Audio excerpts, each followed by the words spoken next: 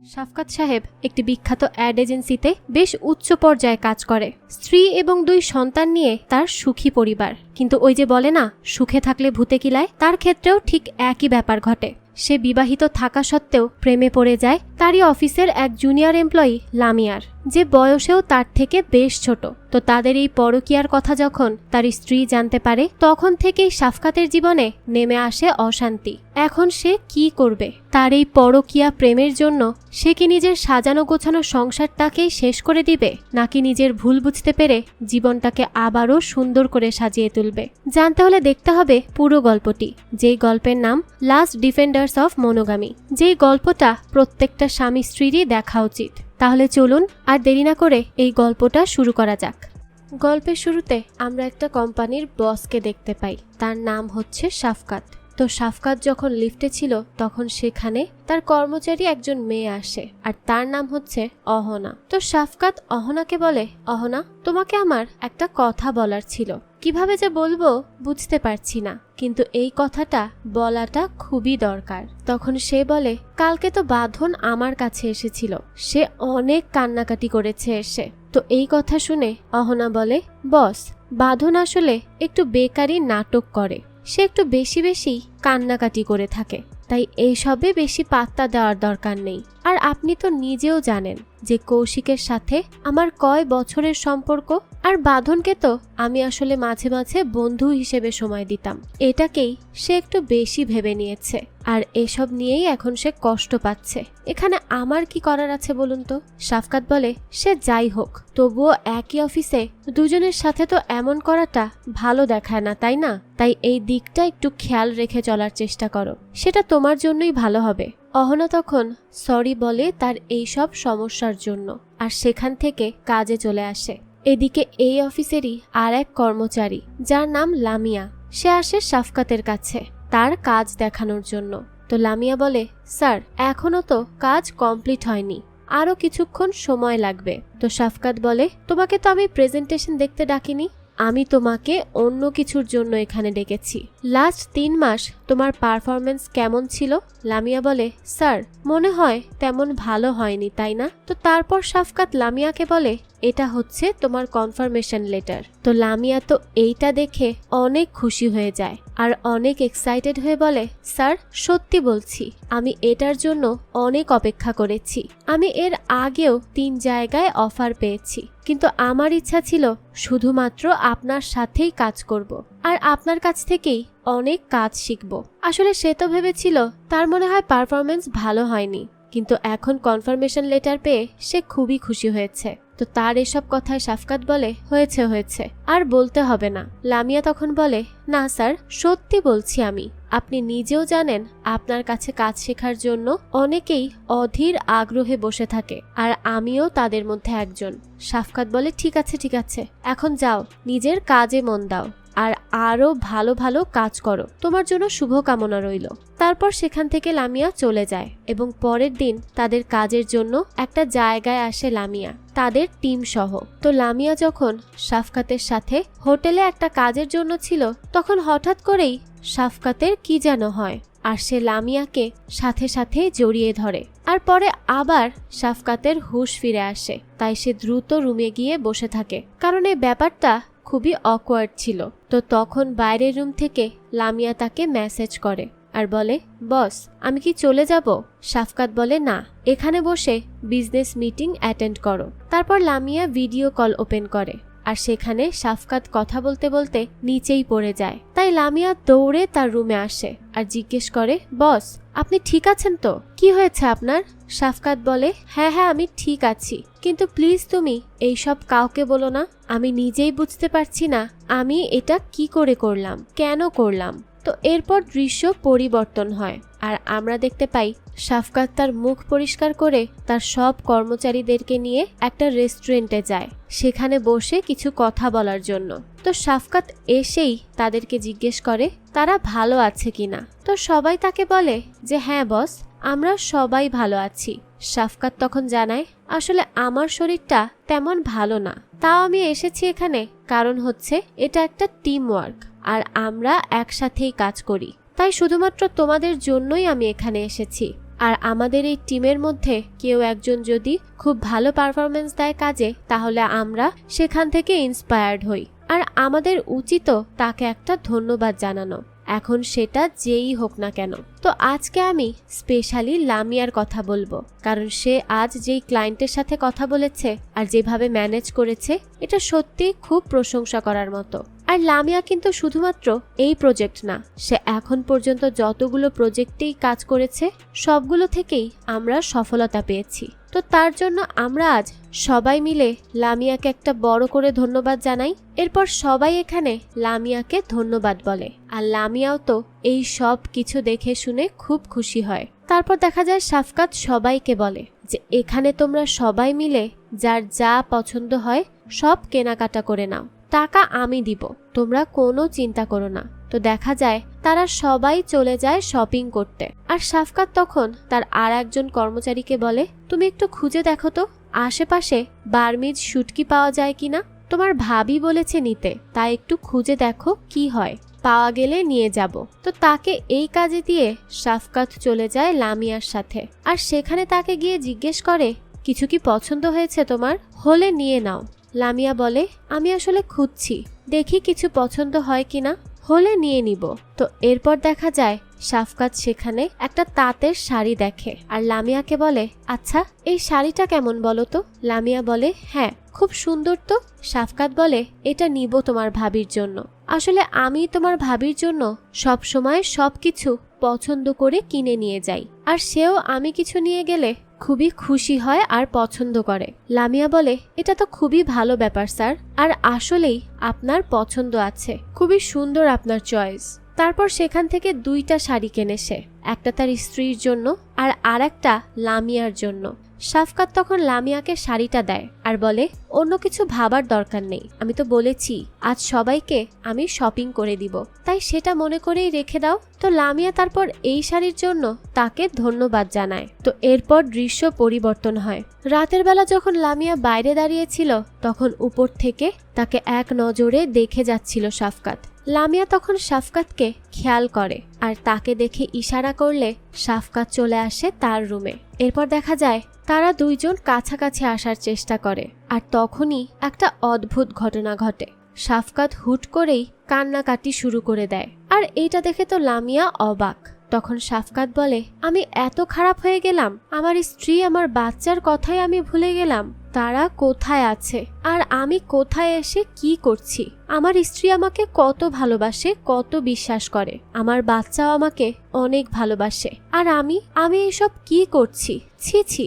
এইসব বলতে বলতে সে একভাবে কান্না করতেই থাকে, আর শাফকাতের এইসব কান্নাকাটি দেখে আর কথা শুনে খুবই বিরক্ত হচ্ছিল লামিয়া। তো শাফকাত তখন বলতে থাকে, আমার স্ত্রী আমার জন্য কত কি না করেছে, যখন আমি বেকার ছিলাম তখন আমার স্ত্রী ছোট বাচ্চাটাকে নিয়ে পায়ে হেঁটে টিউশনি করাতো, আর এভাবেই আমাদের সংসারটা চালাতো, আর আমি আজ এখানে এইসব করে তার সেই প্রতিদান কিভাবে দিচ্ছি, আমার এসব একদমই উচিত হয়নি, তাই আমি আজই ঢাকায় ফিরে যাচ্ছি। তো তারপর লামিয়াও বলে তাহলে সেও ফিরে যাবে।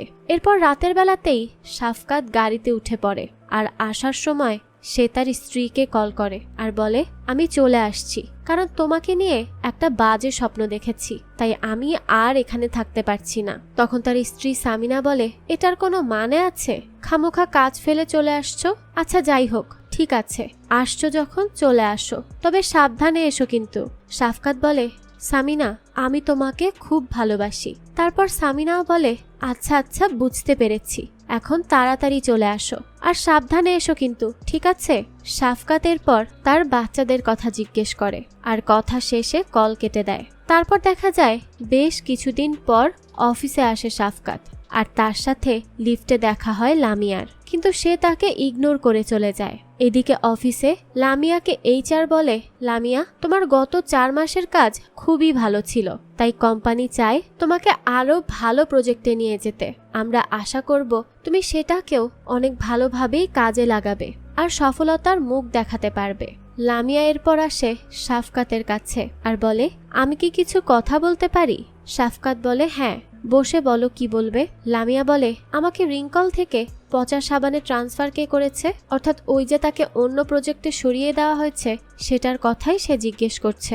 তখন শাফকাত বলে, আসলে আমি বর্তমানে এই প্রজেক্টের সাথে কাজ করছি, তো তাই তোমার সাথে আমার খুব অস্বস্তি হতো, এজন্য ভাবলাম তুমি আপাতত পচা সাবানের সাথেই কাজ করো, সময় বুঝে আবারও তোমাকে ফিরিয়ে আনবো তোমার আগের প্রজেক্টে। লামিয়া তখন বলে, আপনি চান আসলে আমি এই জবটাই ছেড়ে দেই, তাই তো? শাফকাত বলে, আরে না না, আমি এইসব ভাববো কেন? তোমার কি এইসব মনে হয়? আমি কিছুতেই এমন ভাবতে পারি না। লামিয়া বলে, তাহলে এখনই HR-কে কল করুন আর বলুন আমাকে আমার আগের জায়গায় ফেরত পাঠাতে। আমার না আপনার এসব অস্বস্তি বা অন্য কিছু নিয়ে কোনোই মাথা ব্যথা নেই, সবার আগে আমার কাজ, তাই যা বলছি তাই করুন। শাফকাতও তখন লামিয়ার কথা মতো কল করে HR-কে আর বলে লামিয়াকে তার আগের জায়গায় ফিরিয়ে দিতে। তারপর লামিয়া বলে, আপনি এখন আপনার কল লিস্টে যান আর আমাকে দ্রুত আনব্লক করুন। দেখা যায় শাফকাত তার কথা মতো তাকে দ্রুতই আনব্লক করে দেয়। পরের দিন দেখা যায় লামিয়া তার গান রেকর্ড করছিল, ওই সময় মেসেজ আসে শাফকাতের। তো শাফকাত বলছে, গতকালের জন্য আমি সত্যিই সরি। লামিয়া তখন বলে, আরে এইসব ভুলে যান, কোনো সমস্যা নেই, নতুন করে সব কিছু শুরু করা যাক। তো আমি আপনাকে আজ একটা কথা বলতে চাই, বলবো?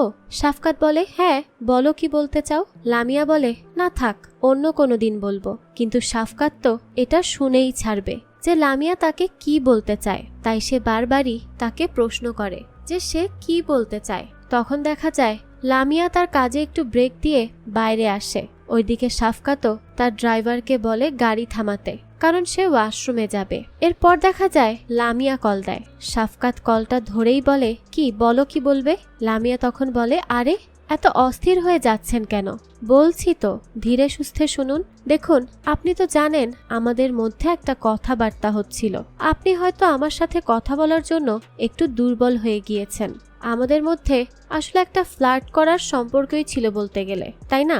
তবে আমি এই বিষয়টাকে এতটাও সিরিয়াসলি নেইনি, কারণ আপনি বিবাহিত আর আমার একজন ফিয়ান্সে আছে, তাই আমরা নিজেদের মধ্যে কোনো রিলেশন রাখতেই পারি না, এটা ঠিক হবে না। তবে এখানে একটা বিষয় আছে, সেটা হচ্ছে আমরা যে কক্সবাজার গিয়েছিলাম সেদিন রুমের মধ্যে আপনি যে কান্নাকাটি শুরু করেছিলেন, সেই জিনিসটাই আমাকে অনেক বেশি আপনার প্রতি আকৃষ্ট করেছে, কারণ আপনি আপনার স্ত্রীর প্রতি অনেক বেশি লয়াল, আর এই ব্যাপারটা সত্যি অনেক অসাধারণ ছিল। তো এই কথা শোনার পরই দেখা যায় শাফকাতের মাথায় শয়তান চেপে বসে, আর সে বলে, আচ্ছা তাহলে আমাদের মধ্যে যে সম্পর্কটা আছে সেটাকে নষ্ট না করে আমরা এইভাবেই লুকিয়ে চালিয়ে যাই, কি বলো?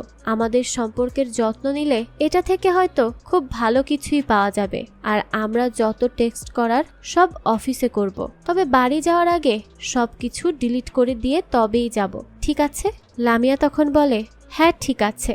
এরপর দেখা যায় শাফকাত বাসায় আসার সময় সবকিছু ডিলিট করে দেয়, এরপর বাসায় যায়। পরের দিন অফিসে যাওয়ার পথে লামিয়াকে সে গুড মর্নিং মেসেজ দেয় আর তাকে একটা গানও সেন্ড করে, আর এই একই গান সে তার স্ত্রীকেও সেন্ড করে। তারপর কলে তার স্ত্রী বলে, কি ব্যাপার, আজ হঠাৎ করে রোমান্টিক গান? শাফকাত বলে, একটা গানই তো দিলাম, আর এটা দিয়ে কি ভুল করলাম নাকি? আমি কি তোমাকে এমন কোনো গান দিতে পারি না? সামিনা বলে, আরে না না, ভুল কেন হবে, তুমি অবশ্যই দিতে পারো। তবে আমি অবাক হয়েছি, এর কারণ হচ্ছে এত বছর ধরে তো শুধুমাত্র বাসায় বাজার আছে কিনা, বাচ্চারা স্কুলে যাচ্ছে কিনা, এসব ছাড়া কিছুই জিজ্ঞেস করনি, আর আজ এত রোমান্টিক গান পাঠিয়েছ, সেজন্যই একটু অবাক হয়েছি। তবে এরকম পজিটিভ পরিবর্তন দেখে সত্যিই ভালো লাগলো। যাই হোক, এরপর সে বলে, এখন তাহলে রাখছি, আমার মিটিং আছে, পরে কথা হবে। তারপর দেখা যায় তারা দুজন মিলেই গানটা শোনে, মানে সামিনা এবং লামিয়া। আর গাড়িতে বসে বসে শাফকাত দেখছিল লামিয়ার মিউজিক ভিডিও। পরে অফিসে এসে সে লামিয়াকে বলে, আমি তোমার মিউজিক ভিডিওটা দেখেছি, সত্যি বলছি অসম্ভব সুন্দর হয়েছে, আমার খুবই পছন্দ হয়েছে সেটা। লামিয়া তখন তাকে ধন্যবাদ জানায় এভাবে তার প্রশংসা করার জন্য। তো শাফকাত বলে, মানে এই সময়ে যারাই গান করে তাদের মধ্যে কেউই তোমার ধারে কাছে নেই, বুঝতে পেরেছ? তোমার ভয়েস অসাধারণ। লামিয়া এই কথা শুনে হেসে দেয় আর বলে, একটু বেশি হয়ে যাচ্ছে না? শাফকাত বলে, না না, একদমই না, আমি যা বলছি সব ঠিক বলছি আর সত্যি বলছি। তোমার ভয়েস সত্যি খুব অসাধারণ। লামিয়া তখন এসব শুনে তাকে আবারও ধন্যবাদ জানায়। শাফকাত তখন বলে, তবে আমার কি মনে হয় জানো, তোমার ভয়েসের এই অসাধারণ ক্ষমতার উপর তোমার একটু কনফিডেন্সের অভাব আছে। লামিয়া বলে, মানে কি বলতে চাচ্ছেন?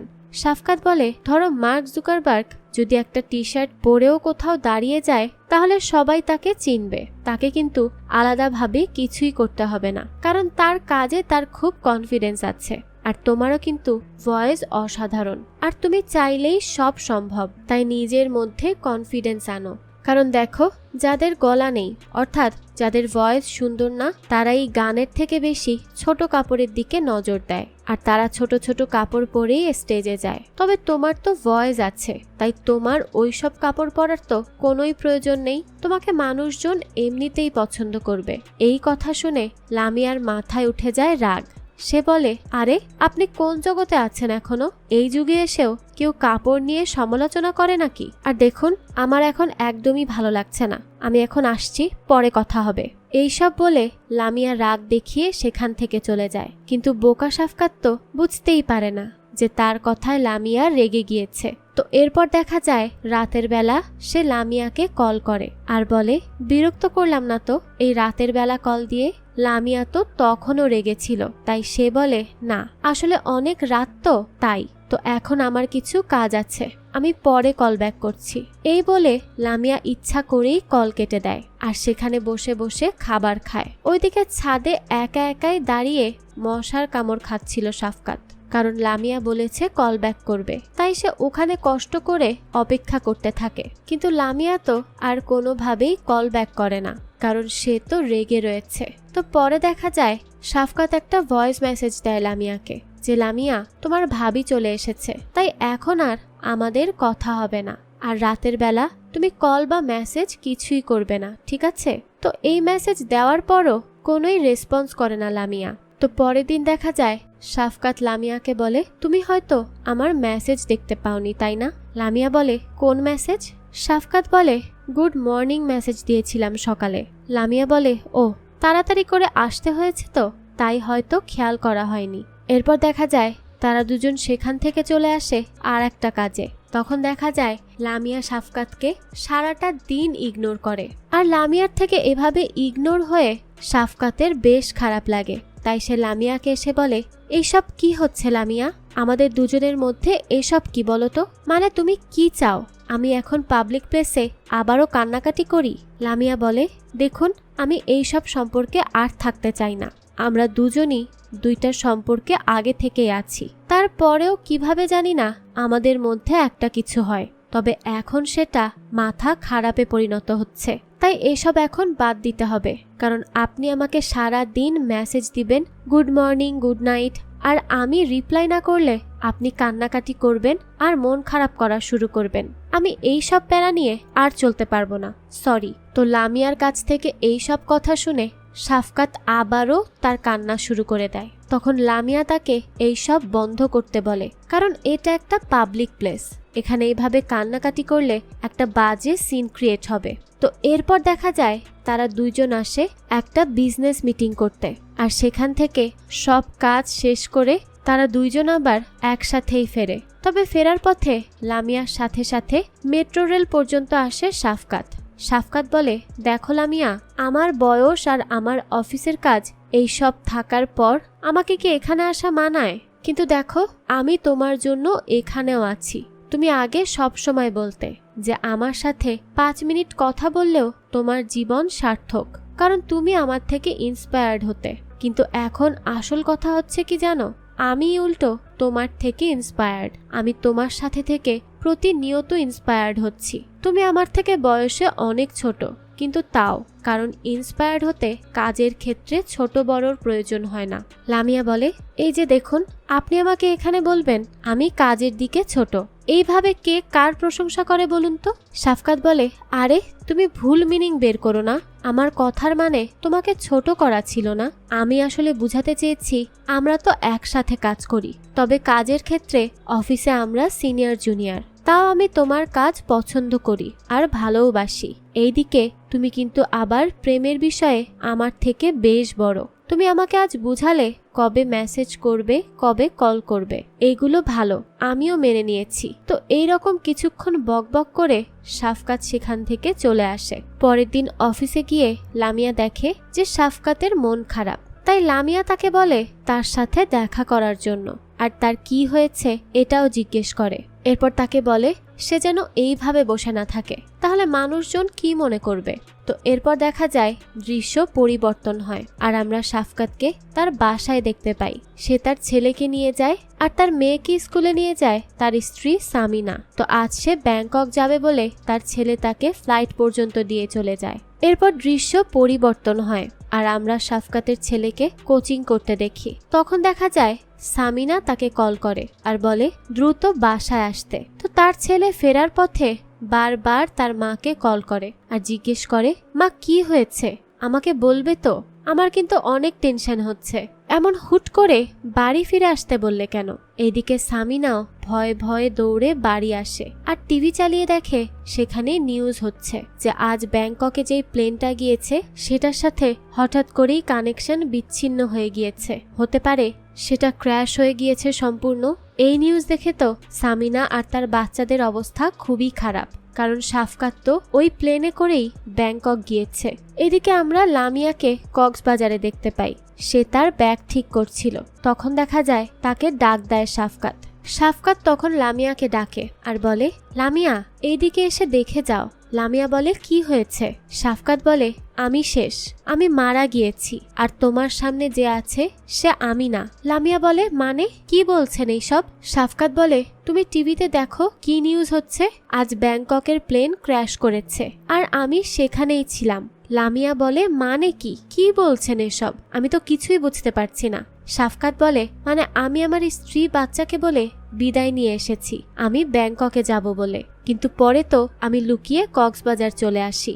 এখন এই প্লেন ক্র্যাশ করেছে মানে আমি মারা গিয়েছি, আর মারা না গেলেও ধরা খেয়ে মারা যাব। কি উত্তর দিব এখন আমি আমার স্ত্রী বাচ্চাকে যে আমি বেঁচে ফিরলাম কি করে?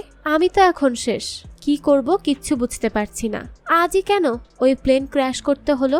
লামিয়া তখন বলে, আপনি কি আর কিছুই পাননি তাদেরকে মিথ্যা বলে আসার মতো? ব্যাংককে যাওয়ার কথাই বলতে হলো? শাফকাত বলে, আরে আমি আর কি বলতাম, আমি কি আমার স্ত্রীকে বলবো যে আমি তোমাকে নিয়ে কক্সবাজার ঘুরতে যাচ্ছি? লামিয়া তখন বলে, তো এখন যদি ভাবি কিছু জানতে পারে তখন কি হবে? আমি কিন্তু আপনাকে আগেই সাবধান করেছি, এই বিষয়ে কেউ জানলে আমার আপনার সাথে সব রকমের সম্পর্ক শেষ, কারণ আমার কাছে আমার সম্মানটা খুব গুরুত্বপূর্ণ, আর আমি কখনোই কারো ঘর ভাঙার কারণ হব না বা হতেও চাই না। আর মানুষ আমাকে এইসব বললে আমি মানতেও পারবো না যে আমি কারো ঘর ভেঙেছি।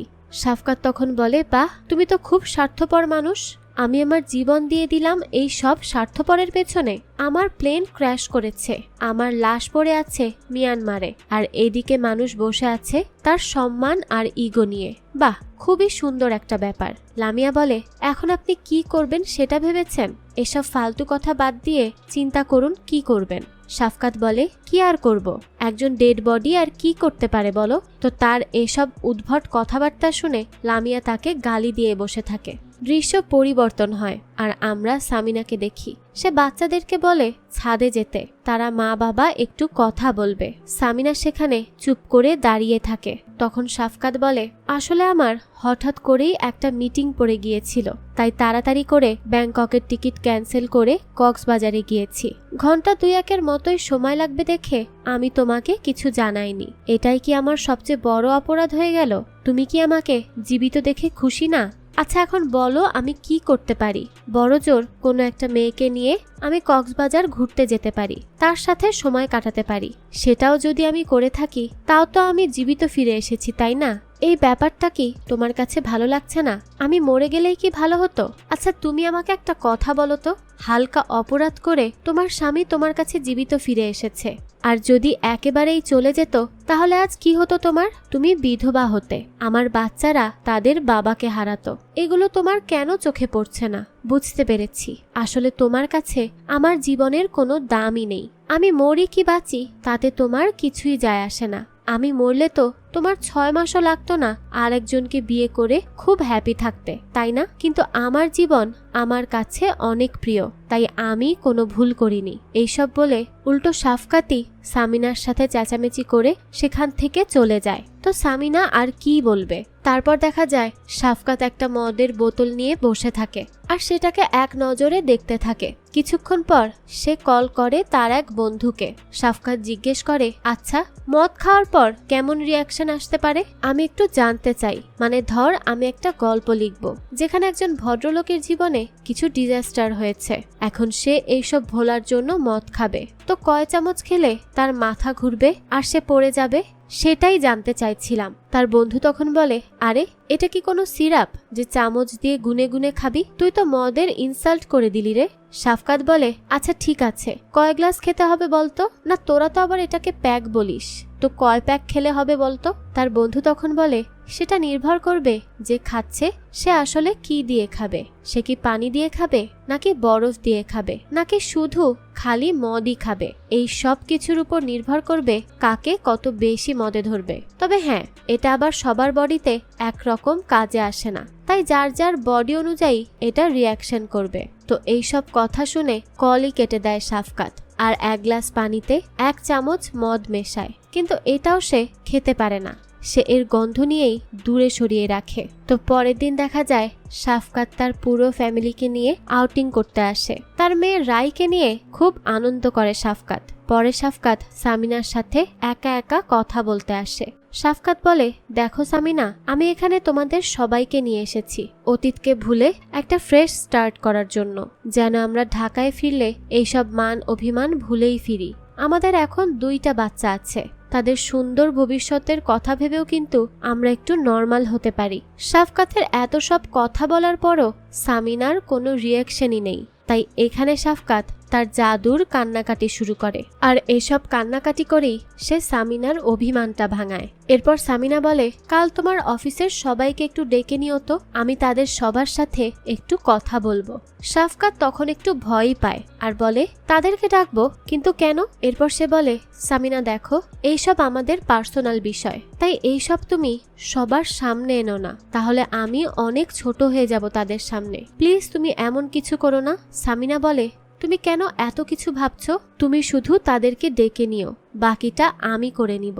এরপর আর শাফকাত মানা করতে পারে না, সে তার কথায় রাজি হয়ে যায়। তো পরের দিন যখন শাফকাত অফিসে আসে, দেখা যায় আশেপাশে সবাই ফুল হাতেই রেখেছিল, যেন শাফকাত আসার সাথে সাথেই তার উপর ফুল দিয়ে সবাই শুভ জন্মদিন বলতে পারে। তো আজ হচ্ছে শাফকাতের জন্মদিন, তাই দেখা যায় এই সব কিছুর আয়োজন করে সামিনা। এখানে সামিনাও ছিল এবং সে ভালোই হ্যাপি ছিল। তো শাফকাত বলে, আরে এই সব কি? আমার কি এখন আর সেই বয়স আছে? কেন এত কষ্ট করলে তোমরা?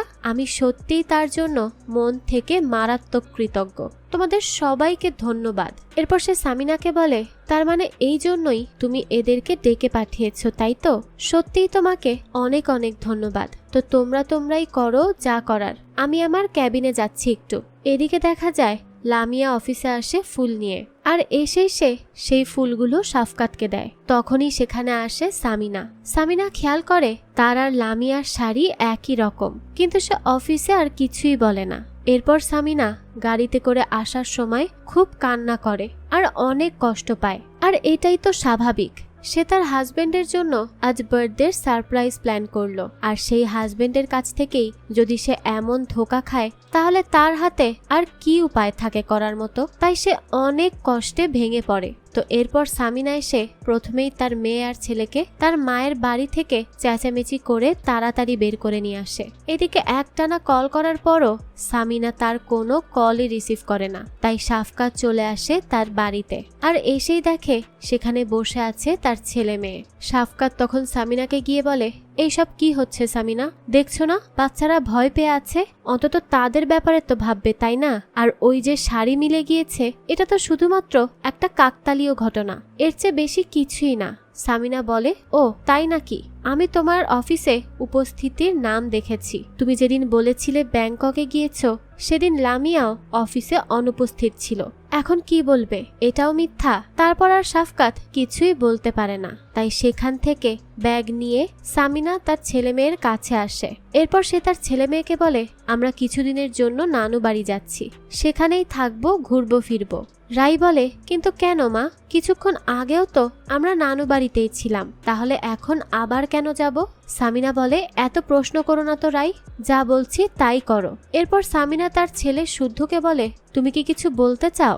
শুদ্ধ বলে, রাই তুমি একটু নিচে যাও, আমি মায়ের সাথে কিছু কথা বলবো। তো এরপর সেখান থেকে রাই চলে যায় আর শাফকাতকে এসে বলে, বাবা আমাদেরকে মা বলেছে নানু বাড়ি চলে যেতে, আমি জানি সেখান থেকে আর কখনো সে ফিরবে না। তুমি কি চাও বাবা, আমি কি যাব মায়ের সাথে, নাকি তোমার কাছেই থাকবো? তো এই সব কথা শুনে শাফকাত খুব ইমোশনাল হয়ে যায় আর তখন সে তার মেয়েকে জড়িয়ে ধরে অনেক আদর করে আর কান্নাকাটি করে। পরে রাইকে বলে, তুমি যাও মা, তোমার মায়ের সাথেই যাও, আমার থেকে সেই তোমাকে অনেক ভালো রাখতে পারবে। এদিকে শুদ্ধ অনেক কান্না করে আর বলে, আমি জানি তুমি আজ এখান থেকে যাওয়ার পর আর কখনো ফিরবে না। তোমরা দুইজন একসাথে যদি না থাকো তাহলে আমাদের খুবই কষ্ট হবে, কিন্তু যদি একসাথে থাকার কারণে তুমি কষ্ট পাও আর প্রতিদিন বেঁচে থেকেও মরতে হয়, তাহলে দরকার নেই এই রকম ভাবে থাকার। তুমি সেটাই করো মা, যা তোমার জন্য আর তোমার জীবনের জন্যও ভালো হবে। কিন্তু তোমার কাছে আমার একটাই রিকোয়েস্ট থাকবে, সেটা হচ্ছে 3 দিন আমি তোমার সাথে থাকবো আর 4 দিন আমি বাবার সাথে থাকবো, কারণ আমি আমার বাবাকে খুব বেশি ভালোবাসি মা। তারপর তারা মা ছেলে এখানে অনেক কান্না করে এবং এরপর তারা বাসা থেকে সত্যি সত্যিই চলে যায়। এরপর বাসায় একা একাই বসে থাকে শাফকাত। তখন সে তার বাচ্চার আঁকা একটা ছবি দেখে আর এটা দেখে সে খুবই অনুশোচনায় ভোগে যে সে কিভাবে নিজের হাতে তার এত সাজানো গোছানো সংসারটাকে নষ্ট করে দিল। যাই হোক, তো এরপর দৃশ্য পরিবর্তন হয় আর আমরা দেখতে পাই লামিয়া মেট্রোতে করে শাফকাতের বাসায় আসে। শাফকাত তখন বলে, আচ্ছা তোমার তো আরো আগে আসার কথা ছিল, এত দেরি হলো কেন? আচ্ছা ঠিক আছে, তুমি একটু বসো, আমি আসছি। লামিয়া তখন রেগে যায় আর বলে, আরে আপনার সমস্যাটা কি চান আপনি আমার থেকে এখনো? শাফকাত বলে, সেই দিনের ঘটনার পর তোমার তো সবকিছুই ঠিক আছে, কিন্তু আমার তো সব শেষ। আমাকে আমার স্ত্রী সন্তান সবাই ছেড়ে দিয়ে চলে গিয়েছে, তাই আমি এখন চাই আয়নার সামনে মাথা উঁচু করে দাঁড়াতে। লামিয়া বলে, তাই নাকি, তো সেটা কি করে করবেন? শাফকাত বলে, আমি একটা সংবাদ সম্মেলন করব, সেখানে আমি আমার দোষ সব স্বীকার করে নিব। আমি বলবো আমার টাকা পয়সার ক্ষমতায় আমি তোমাকে বাধ্য করেছি রিলেশনশিপে আসতে, আমি সব সত্যি সত্যি মেনে নিব। লামিয়া বলে, তো এই সব কিছুই একা আপনার ভালোর জন্য করবেন? আমার কি কেউ নেই, আমার কি ফ্যামিলি নেই? আমি আপনাকে সম্মান করতাম, বিশ্বাস করতাম, কিন্তু আসলে আপনি একটা ভয়ঙ্কর মানুষ। আমি এখানে এই কথাটাই বলতে এসেছি, আপনাকে আটকাতে আসিনি। আপনার যা ইচ্ছা তাই করেন। তারপর সেখান থেকে রেগে বেরিয়ে চলে যায় লামিয়া এবং শাফকাতের কপাল ভালো ছিল, ঠিক কিছুক্ষণ পরপরই সেখানে আসে সামিনা। সে যদি লামিয়াকে দেখে নিত তাহলে সে আরো কষ্ট পেত। যাই হোক, তো সামিনা এসে কলিং বেল বাজায় আর শাফকাত দরজা খুলেই সামিনাকে দেখে খুব খুশি হয়। তো সামিনা বাসায় এসে চারদিকটা দেখছিল। এতদিন পর সে নিজেরই হাতে তৈরি করা ঘরে এসেছে, তাই একটু ইমোশনাল হয়ে যায় সে। শাফকাত তখন তাকে বসতে বলে নিজেই বসে পড়ে। তারপর সামিনা এসে পাশে বসে আর তাকে এমন কিছু কথা বলে যার মাধ্যমে বোঝা যায় যে সে তাদের সব কথাই শুনেছে, কিন্তু সে প্রথমে এমন ভাব করেছে যেন সে কিছুই জানে না। তো শাফকাত এই সময় আর কিছুই বলে না, শুধু কান্না করে দেয় আর সামিনারও তখন চোখ ভিজে আসে। হতে পারে সামিনা এবার তাকে মাফ করে তার কাছে ফিরে আসবে। এদিকে আমরা লামিয়াকে দেখতে পাই। সে আজ তার ফিয়ন্সেকে সত্যি সত্যি বলে যে সে তাকে চিট করেছে তার বসের সাথে মিলে। লামিয়া তো এটা বলতে বলতে খুব কান্নাকাটি করে আর অনেক ভয় পায় যে হয়তো তার ফিয়ন্সে তাকে ছেড়ে চলে যাবে। কিন্তু এখানে তো কাহিনী সমানে সমান হয়ে যায়। তার ফিয়ন্সে বলে, তোমার মনে আছে আমি 3 মাস আগে কক্সবাজার গিয়েছিলাম? আসলে সেখানে আমি আমার কাজিনের সাথে যাইনি। তুমি তো জারাকে চিনো তাই না? লামিয়া বলে, হ্যাঁ। তার মানে তুমিও আমাকে চিট করেছো? তুমি কি করে আমাকে চিট করতে পারলে? এখন নিজে চিট হয়েও লামিয়া কান্নাকাটি করতে থাকে। নিজে চিট করলে দোষ নেই, অথচ অন্য কেউ চিট করলে তাতে সে উল্টো বেশি কষ্ট পেল। যাই হোক, তো এই দৃশ্যের সাথে সাথেই এই গল্পটিও শেষ হয়ে যায়। অর্থাৎ চিটিং দিয়েই শুরু আর চিটিং দিয়েই শেষ।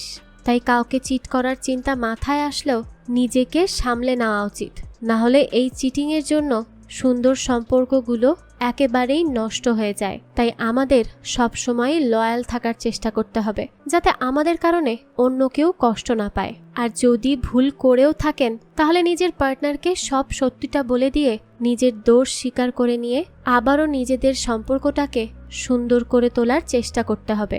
তবে একটা কথা সবসময় মনে রাখবেন, পরকীয়া অনেকগুলো জীবনকে ধ্বংস করে দিতে পারে। তাই সেদিকে না যাওয়াই ভালো। তাহলে নিজেও ভালো থাকবেন আর আপনার আশেপাশের অন্য সবাইকেও ভালো রাখতে পারবেন। যাই হোক, তো এই গল্পটি আপনাদের কাছে কেমন লেগেছে সেটা অবশ্যই কমেন্ট করে জানাবেন।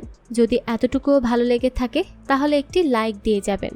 আর হ্যাঁ, আমাদের চ্যানেলে কিন্তু প্রতিনিয়তই নতুন নতুন ভিডিও আপলোড করা হয়। সেই সব ভিডিওর আপডেট পেতে আমাদের চ্যানেলটিকে সাবস্ক্রাইব করে বেল আইকনে অল দিয়ে রাখতে কিন্তু ভুলবেন না। আজকে তাহলে এই পর্যন্তই। আবারও হাজির হব নতুন কোনো ভিডিও নিয়ে। সেই পর্যন্ত সবাই ভালো থাকবেন। ধন্যবাদ।